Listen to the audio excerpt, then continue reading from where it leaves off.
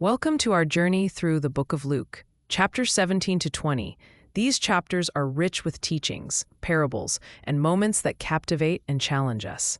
So if you're curious about what makes these chapters so intriguing, stick around. In chapter 17, Jesus shares stories that focus on faith, gratitude, and readiness for God's kingdom. He talks about having faith as tiny as a mustard seed, emphasizing that even small acts of faith can move mountains. The healing of the 10 lepers stands out. Only one returns to thank Jesus, which highlights the power of gratitude.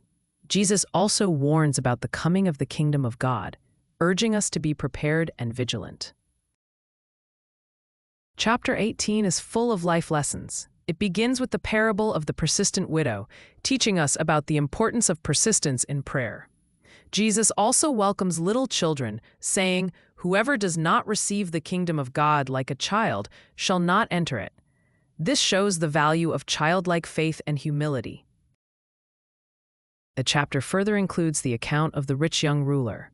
He struggles to follow Jesus because of his wealth, illustrating the challenge riches present to entering God's kingdom.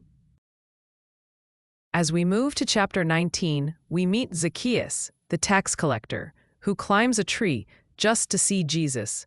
His story shows Jesus' mission to save the lost and transform lives.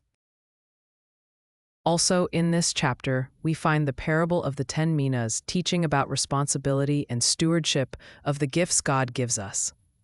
The chapter closes with Jesus entering Jerusalem, an event marking the beginning of his final week and fulfilling prophecy. Finally, chapter 20 features Jesus engaging with religious leaders. He cleverly avoids their traps, teaching profound lessons about obedience to God, with statements like "Render to Caesar the things that are Caesar's, and to God the things that are God's." His wisdom and authority shine through, challenging us to consider where we place our loyalties and what we value most.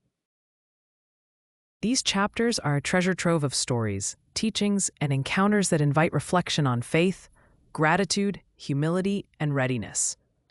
They urge us today, just like then, to live with purpose and anticipation of God's kingdom. So dive into these chapters yourself and discover the timeless lessons they hold. Thanks for watching, and stay curious.